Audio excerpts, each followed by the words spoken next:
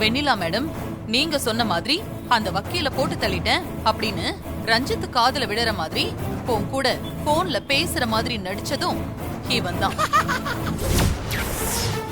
நடிக்க சொன்னது நான் தான். இதெல்லாம் நான் எதுக்காக பண்ணேன் தெரியுமா? என்ன ஜெயிச்சு காட்டுறேன்னு என்கிட்டயே சவால் விட்டுட்டு எனக்கு எதிரா நிக்கிற அந்த மாரிக்கு எப்பவும் பக்க பலமா துணையா இருக்கிற ஒன்ன பழி வாங்கத்தான். பிட்பாக்கெட்டு, ஆரம்பத்துல இருந்தே நீ எங்களுக்கு எதிரா தான் இருக்கிற. குழந்தைய கண்டுபிடிச்சு கொடுத்த, ஆபீஸ்ல சின்ன மாப்பிளைய பணம் கட்ட சொன்ன, அப்புறம் குழந்தைய தத்தெடுக்கிற விஷயத்துல மாரிக்கு சப்போர்ட் பண்ண, நல்லா ஒத்து ஊதுன. சொத்த குழந்தை பேர்ல எழுதுறேன்னு சொல்லிட்டு எங்களுக்கு நீ கொடுத்த குடைச்சல் கொஞ்சமா நஞ்சமா? உன்னை விட்டுருவோமா? விட மாட்டோம். அதனாலதான் உன் குடும்ப வாழ்க்கையில உனக்கு நிம்மதியே இல்லாம பண்ணணும்னு இப்படி எல்லாம் திட்டம் போட்டு நான் தான் பழி வாங்கினேன். இதப்பா, இப்ப கூட ஒண்ணு கெட்டு போகல. கம்பெனி விஷயத்துல மாறி என்கிட்ட போட்ட சவால்ல அவ தோக்கணும். சொன்ன தேதியில ஆர்டரை டெலிவரி பண்ண விடாம தடுக்கணும். அதுக்கு நீ எனக்கு உதவியா இருந்தனா, இதோ இவனை உன் புருஷன் முன்னாடி கொண்டு வந்து நிறுத்தி, நீ உன் புருஷனை கொலை பண்ண சொல்லல அப்படின்னு இவனை சொல்ல வச்சு உன் புருஷனை உன் கூட சேர்ந்து நான் வாழ வைப்பேன். இத பார், நீ உன் புருஷன் கூட சந்தோஷமா வாழணும்னு ஆசைப்பட்டா மாறி பக்கத்துல இருந்துகிட்டே நீ எனக்கு விசுவாசமா நடந்துக்கணும்.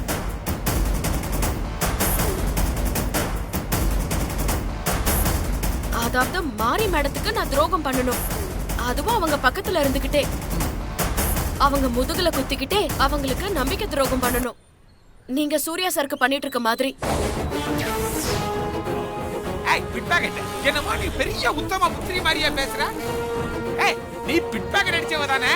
மனசையெல்லாம் மறந்துட்டு பெரிய உத்தமி மாதிரியா பேசுறா பாருங்க சிஸ்டர். இல்ல எங்களுக்கு எல்லாம் உன்னை பத்தி எதுவும் தெரியாது நினைச்சு எங்ககிட்ட பீலா விட்டுட்டு தெரியறியா? நான் வயிற்று குழப்புக்காக திருட்டு தொழில் பண்ணேன். அப்ப கூட என்ன நம்பினவங்களுக்கு நான் துரோகம் பண்ணதே இல்ல. இத பாருடா, ஐயையையையோ பண்றது திருட்டு தொழில், பேசுறத பாருங்க ஒழுங்கு பக்கடா மாதிரி.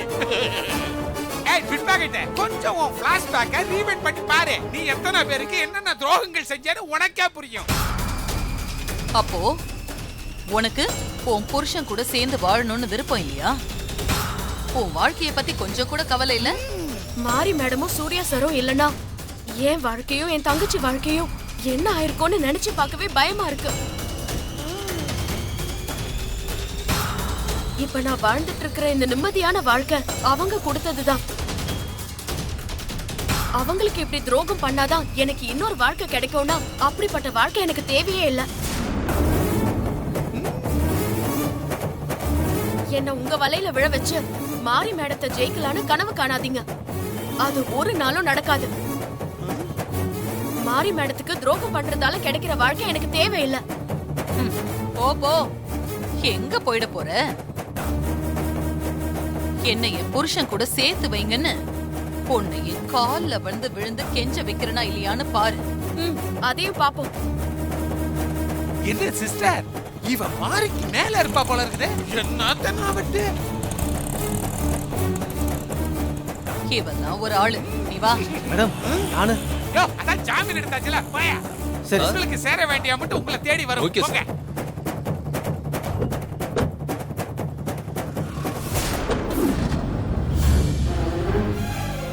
Thanks madam.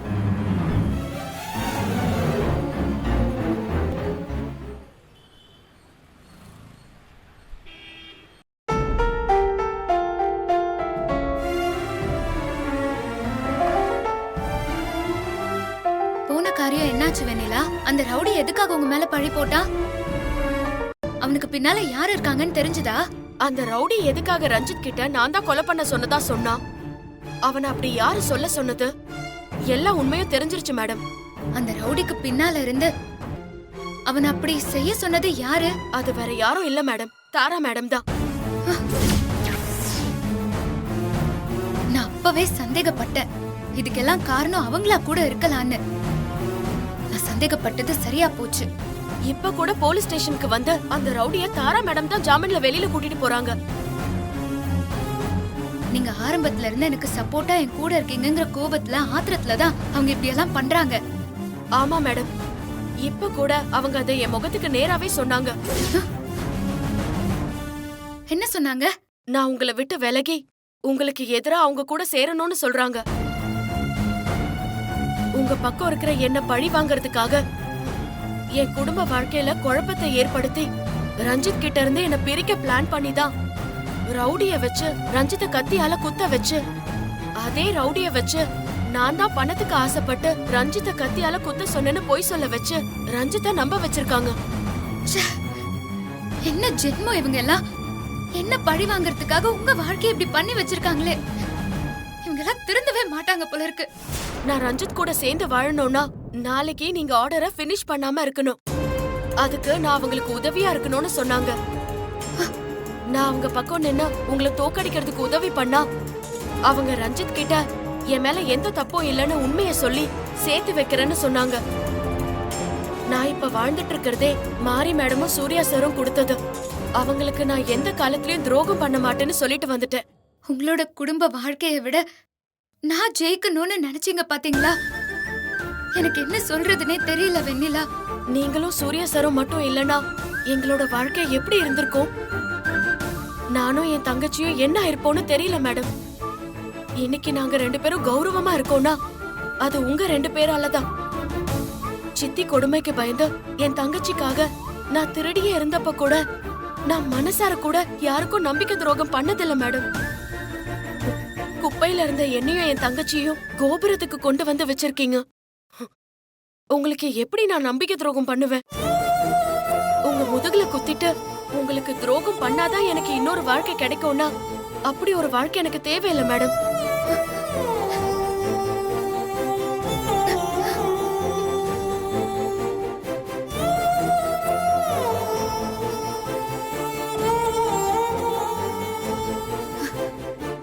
உங்களை நினைச்சு நான் பெருமைப்படுறதா இல்ல உங்க நிலைமைய நினைச்சு நான் வருத்தப்படுறதான்னு எனக்கு தெரியல வெண்ணிலா. உங்க நல்ல மனசுக்கு இப்போ உங்களுக்கு ஏற்பட்டிருக்கிற சோதனையில இருந்து கண்டிப்பா நீங்க ஜெயிப்பீங்க. ரஞ்சித்தை கொலை பண்ண ஆள் அனுப்புனது, அந்த பழிய உங்க மேல போட வச்சது தாரா அத்தைதாங்கிற உண்மைய ரஞ்சித்துக்கு புரிய வைப்போம். ரஞ்சித்துக்கு உண்மை தெரிஞ்சு உங்களை புரிஞ்சுக்கிட்டு உங்க கூட சேர்ந்து வாழதான் போறாரு. நீங்க கவலைப்படாதீங்க. சரிங்க மேடம், நான் போய் வேலையை பாக்குறேன். ம்.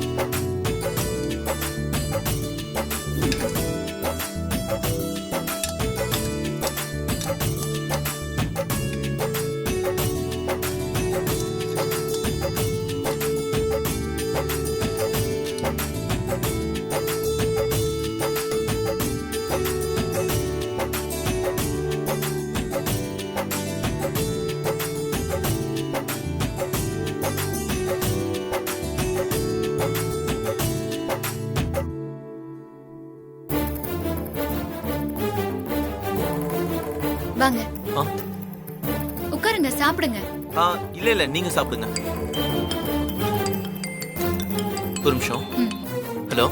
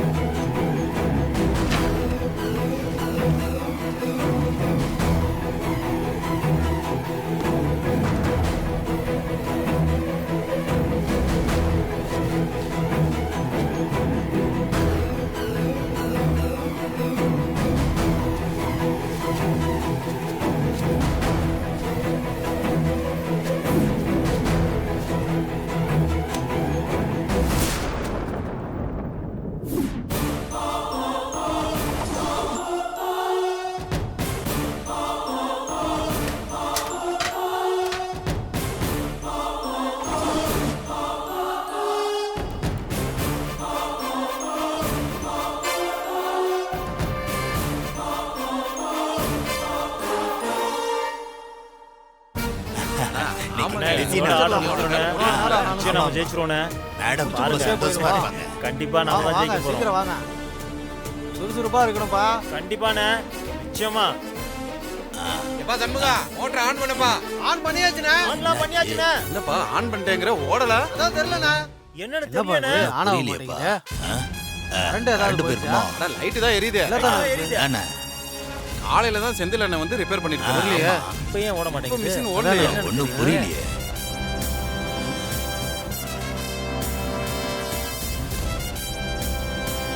என்னாச்சு?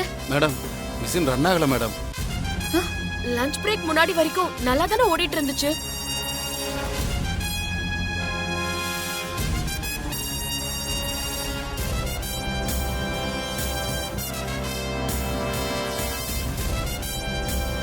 பெரியவர் வந்து சரி பண்ணிட்டு போனதுல இருந்து நல்லா தானே ஓடிட்டு இருந்துச்சு. என்னன்னு பாக்குறேன் மேடம். ம்.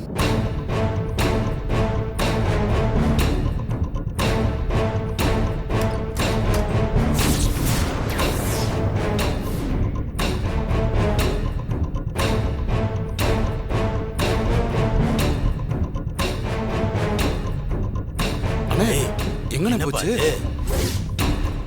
மேடம் மிஷின்ல இருந்த டைய காணா மேடம்.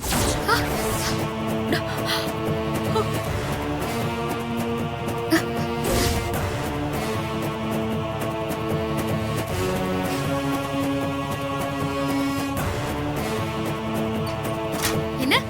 டைய காணுமா? ஆமா மேடம். மிஷின் உள்ள இருந்த டை எப்படி காணாம போகும்? தெரியலையே மேடம்.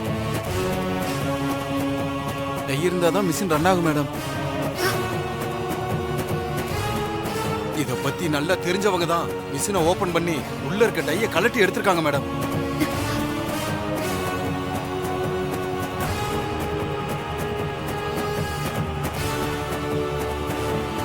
யார் இந்த வேலையை செஞ்சது? உண்மையை சொல்லுங்க. மேடம் எனக்கு இவங்க 2 பேர் மேல தான் டவுட்டா இருக்கு மேடம்.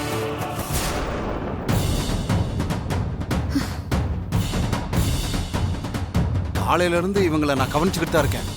மிஷின் ரிப்பேர் ஆகுறதுக்கு முன்னாடி கூட இவங்க 2 பேரும் மிஷின் பக்கத்துல தான் இருந்தாங்க. அதுக்கப்புறம் தான் மிஷினே ரிப்பேர் ஆச்சு மேடம்.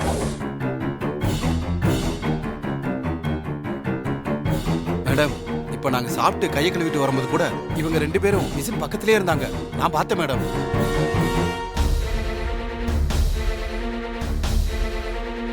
யார் இவங்க 2 பேரும்? புதுசா இருக்காங்க. தாரா மேடம் சொல்லிதான் மில்லுல புதுசா வேலைக்கு சேர்ந்திருக்காங்க மேடம்.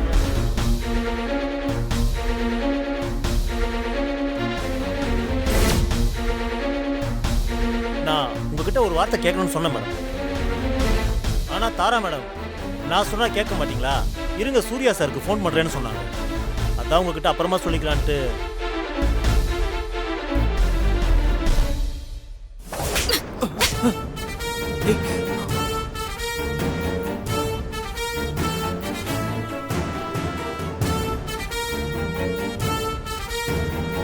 மரியாதையா டை எங்க வச்சிருக்கீங்கன்னு சொல்லிடுங்க. மேடம் எங்களுக்கு எதுவும் தெரியாது மேடம். நாங்க எதுவுமே பண்ணல மேடம். மேடம் வீணா எங்க மேல சந்தேகப்படாதீங்க மேடம். உங்க மேல சந்தேகம்லாம் இல்ல. உறுதியா நீங்க தான் பண்ணிருக்கீங்க. அது எனக்கு நல்லா தெரியும். டைய எங்க மறைச்சு வச்சிருக்கீங்க? உண்மையை சொல்லுங்க. டை காணாம போனதுக்கும் எங்களுக்கும் எந்த சம்பந்தமும் இல்லை மேடம். தாரா மேடம் ரெக்கமெண்டேஷன்ல நாங்க வந்ததுனால எங்க மேல பழி போடாதீங்க. முடிஞ்சா வேலைக்கு வச்சுக்கோங்க, இல்ல வேலையை விட்டு அனுப்பிச்சிருங்க. வெண்ணிலா, நாம இப்படி எல்லாம் கேட்டா டை கிடைக்காது. நீங்க போலீஸ்க்கு ஃபோன் பண்ணுங்க. Okay madam.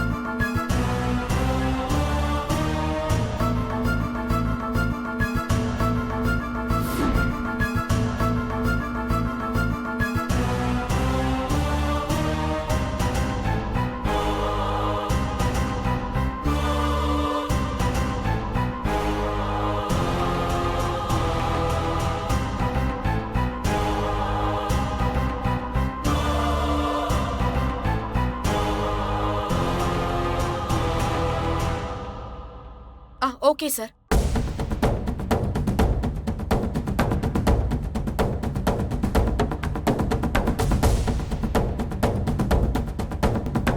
சார் நான் தான் ஃபோன் பண்ணேன் சார். இவங்க 2 பேரும் மிஷின்ல இருந்த டைய எடுத்து திருடி மறைச்சு வச்சிருக்காங்க. கேட்டா சொல்லவே மாட்டேங்கிறாங்க. இவங்கள இங்க வச்சு விசாரிச்சா உண்மை வராது மேடம். ஸ்டேஷன்ல வச்சு லாடம் கட்டினாதான் உண்மை வெளியே வரும். கூட்டிட்டு போங்க. கான்ஸ்டபிள், இவங்க இழுத்துட்டு வாங்க. ஏய் வா, ஆடா. ஓ, இழுத்துட்டு வாங்க. மேடம், போலீஸ் அவங்க கிட்ட இருந்து எப்ப உண்மையா வர வச்சு எப்ப நம்ம டைய கண்டுபிடிச்சு ஒர்க்க ஸ்டார்ட் பண்றது? டெலிவரி எப்ப கொடுக்கறது? அதான் எனக்கும் ஒன்றும் புரியல. மேடம், டை எதுவும் ரெடி பண்ண முடியுமான்னு லேத்துல மெக்கானிக் கிட்ட விசாரிச்சு பார்க்கலாமா? நல்ல யோசனை. மெக்கானிக்க ஃபோன் பண்ணி கேளுங்க. Okay madam.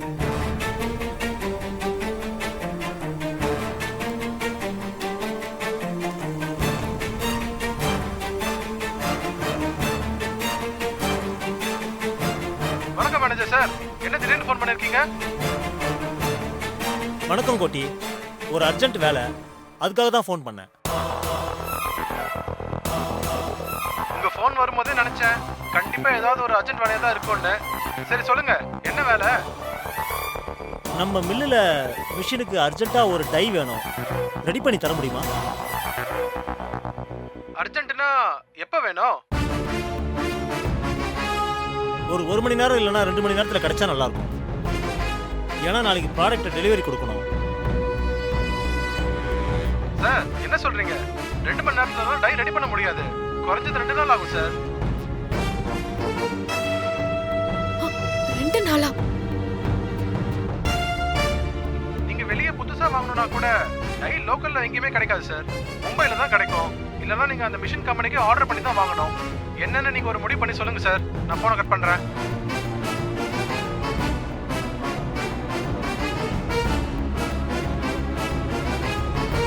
இப்ப என்ன மேடம் பண்றது? என்ன பண்றதுனே தெரியல. நாளைக்குள்ள ஆர்டரை வேற டெலிவரி பண்ணணும். கடவுள் ஏன் இப்படி சோதிக்கிறாருன்னே தெரியல. மேடம், நம்மள மாதிரி காட்டன் மில்லு சென்னையில் 5-6 இருக்கு. அந்த மில்லுல நமக்கு தேவையான டை இருக்கும்.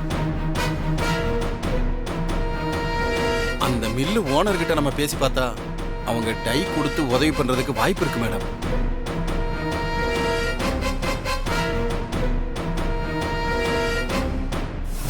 சரி, நான் இப்பவே போய் அந்த மில்லு முதலாளிங்களை பார்த்து பேசி டையோட வரேன்.